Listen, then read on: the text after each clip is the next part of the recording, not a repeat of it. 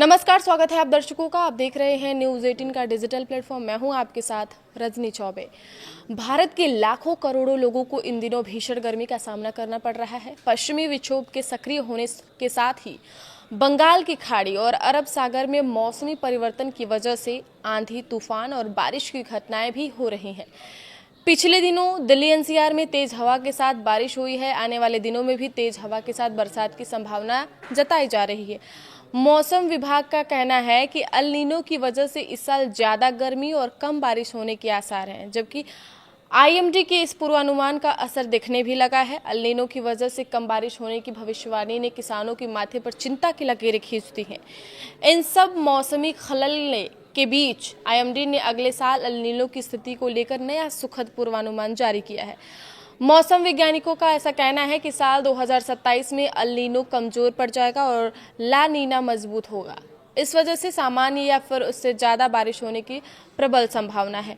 प्रशांत महासागर में तेजी से विकसित हो रहा अल नीनो भले ही वैश्विक मौसम प्रणाली के लिए चिंता बढ़ा रहा हो, लेकिन मौसम वैज्ञानिकों का ऐसा मानना है कि इसका असर भारत के 2027 के मानसून पर सीमित रह सकता है। विशेषज्ञों के अनुसार यह शक्तिशाली अल नीनो इस वर्ष के अंत या सर्दियों के दौरान चरम पर पहुंचेगा और उसके बाद धीरे धीरे कमजोर पड़ जाएगा। ऐसे में अगले वर्ष जून से शुरू होने वाले भारतीय मॉनसून तक इसके प्रभाव के काफी कम होने की संभावना है। इससे देश की कृषि, अर्थव्यवस्था और जल सुरक्षा को राहत मिल सकती है। अब जान लेते हैं कि क्या है अल नीनो। तो अल नीनो मध्य और पूर्वी प्रशांत महासागर के समुद्री सतह तापमान में असामान्य वृद्धि की स्थिति है, जो दुनिया भर के मौसम पैटर्न को प्रभावित करती है। भारत में यह अक्सर कमजोर मानसून, असमान वर्षा, फसलों पर दबाव और जलाशयों में पानी की कमी से जुड़ा होता है। इसके विपरीत ला नीना की एक स्थिति मानसूनी गतिविधियों को मजबूत करती है और सामान्य से अधिक बारिश ला सकती है।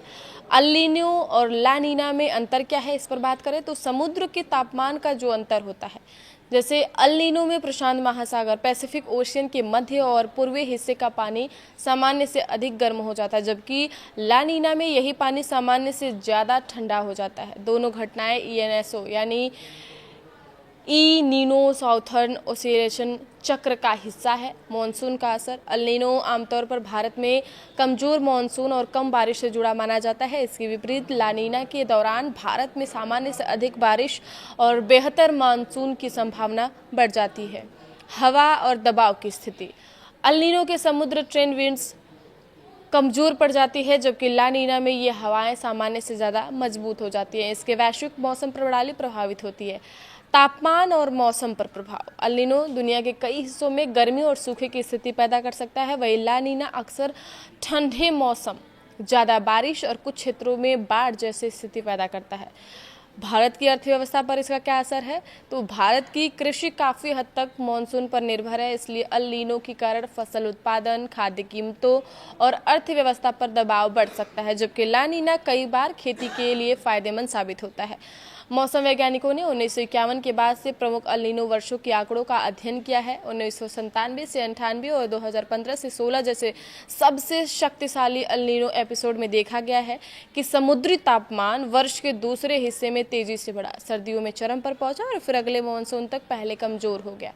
1997 से 98 के दौरान समुद्री तापमान में असामान्य वृद्धि 2.4 डिग्री सेल्सियस तक पहुंच गई थी, लेकिन 1998 के मध्य तक ये स्थिति ला नीना में बदल गई थी। इसी तरह 2015-16 में भी तापमान 2 डिग्री सेल्सियस से ऊपर पहुंचने के बाद अगले मानसून से पहले तेजी से घट गया था। तो कायदे से देखा जाए तो 2026 में अल नीनो का खतरा भारत पर दिख रहा है, लेकिन अगर बात की जाए 2027 की, तो भारत के लिए मानसून अल नीनो जो है वो ला नीनो में आएगा। उसके बाद वो असर काफ़ी फ़ायदेमंद होगा, किसानों के लिए अच्छी खबर रहेगी। लेकिन 2026 का जो है उस पर अल नीनो का खतरा अभी भी मंडरा रहा है। किसानों की खेती पर भी इसका प्रभाव पड़ सकता है। आगे की खबरों के लिए आप देखते रहिए न्यूज़ 18 का डिजिटल प्लेटफॉर्म। धन्यवाद।